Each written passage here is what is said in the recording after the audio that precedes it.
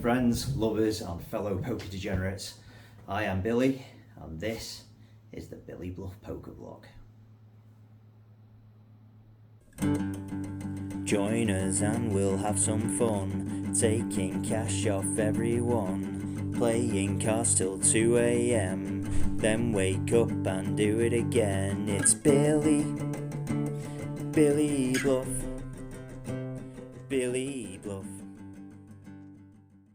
So today we're going to be playing at Manchester 235 Casino. It's one of my favourite casinos in the UK and it's the casino I'll be playing at most of the time for this vlog. It's great. It's 1-1. You can buy in for like pretty much as low as you want, like 50 quid. Obviously I tend to buy in for, it's match the stack, so you know, minimum 200, or I will try and match the larger stacks at the table for basically tactical reasons. It's good to cover everyone. It's good to get in big pots in position against weaker players. It's just a really fun casino. You get really good players there. You get lots of recreationals there. You get lots of what I would call poker tourists there, who are just there to have a good time and spend some money, which is very much what we like. The room is really welcoming, and yeah, it's just a good place to be. So we're going to be there. We get into some fun spots. I've tried to pick the sort of most fun hands during this session for the first vlog, and I hope you all enjoy it. So let's get off to the very first hand. So here we go, a truly historical moment in poker vlogging history. Make sure you bookmark this. In a few years you're going to be coming back to it when it's got 10 million subs and it's changed the face of poker as we know it. So we have ace-6 of clubs in the small blind. Under the gun bumps it up to 6, which is a fairly typical open at this casino. There's 3 callers, it gets to us, and yeah, alright, we could play it safe, we could play it boring, we could see what happens and just call. But that is not what we're about, so we decide to 3-bet 235. Under the gun looks at us, looks like he might consider a 4-bet for a second. He's a competent reg, I would say. He decides to just make the call, and all the others get out of the way, so the pot's around about £88-90. The flop comes an absolutely unbelievable 6-6 deuce. Yeah, boy. Yes, indeed, Ainsley. What a flop. This is outrageous. There's no way he puts us on a 6. So we decide to lead out for 40 into the £90 or so pot, and he makes the call. The turn comes the 5 of diamonds. Doesn't really change too much. Yeah, all right, 3-4 gets there, but he's never calling a 3-bet under the gun with 3-4.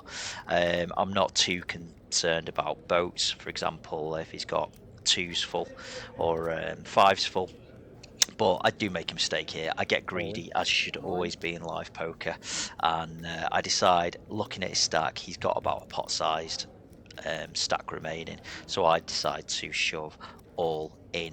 What are you? An idiot sandwich. Yeah, this is an error on my part. It allows him to at least make the decision if he's got a strong pair like 10s or jacks. It allows him to get away with it, basically, because I look so strong. I look like I've got aces, kings, queens here. Very few bluffs in my range, maybe ace, king of diamonds. But yeah, this is not great on my part. I definitely leave some money on the table, but you live and learn, don't you? So we move on to the next one. So on to the next hand, and we have another bit of suited goodness for you. We like our suits here at Billy Bluff Poker. We have Queen 8 of hearts in mid position. There's a straddle on, so it's 1-1-2. We raise to 10, and the button 3 bets pretty small to 25.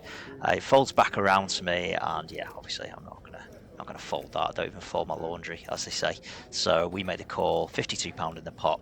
The flop comes 6 of hearts, 3 of hearts, 10 of clubs. So not really connecting apart from that very obvious third nut flush draw.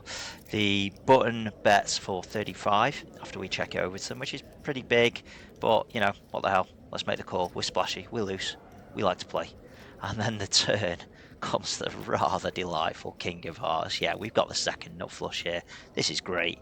We check it on over to them and they decide to bet for 45. Raising here is obviously absolutely fine, but why scare off, you know, king X without a heart and things like that? We want to keep them in the pot. We want their garbage hands in the pot. We want their bluffs in the pot. Clever girl.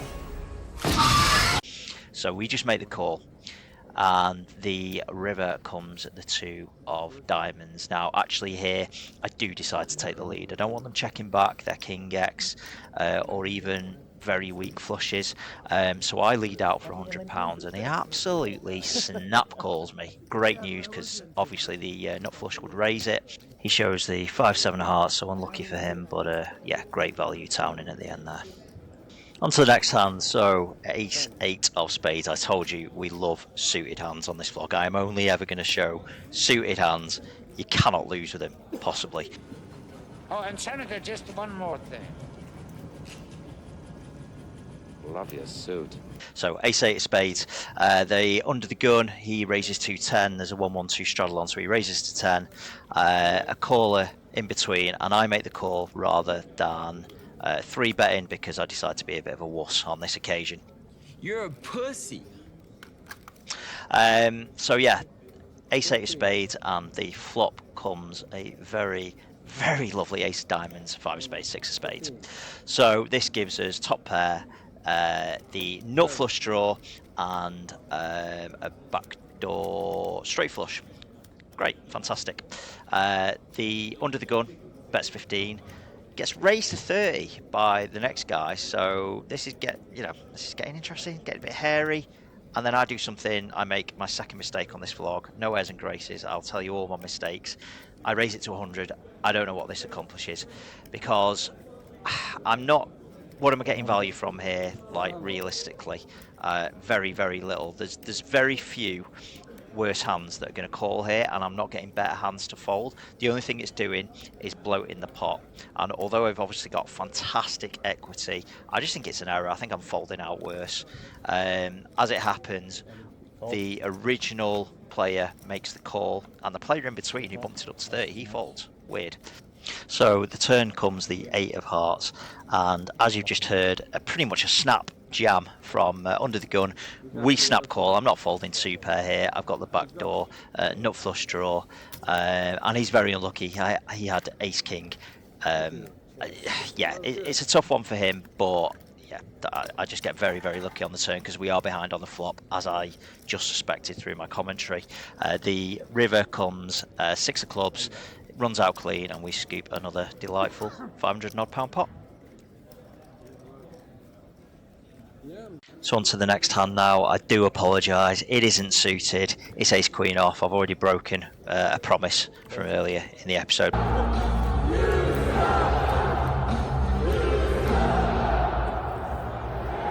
But here we go, ace queen off, early position opens to 10 off the 1-1-2 straddle. We make it 30, and it falls back around to early position, who decides to make the call. So about £64 in the pot. Really nice hand here, and we're pretty happy when the flop comes down. Ace of hearts, king of clubs, and 6 of diamonds. So obviously flopping top pair. We want to start to get some value out of this.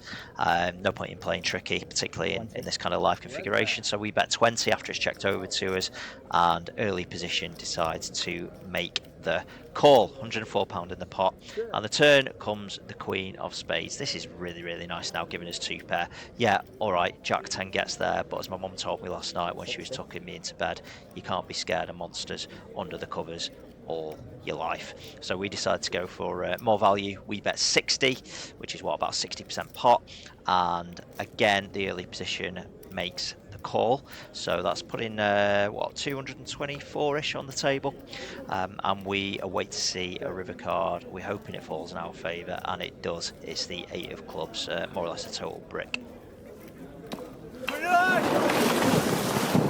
So this is where a lot of people will probably check back after it gets checked over to them.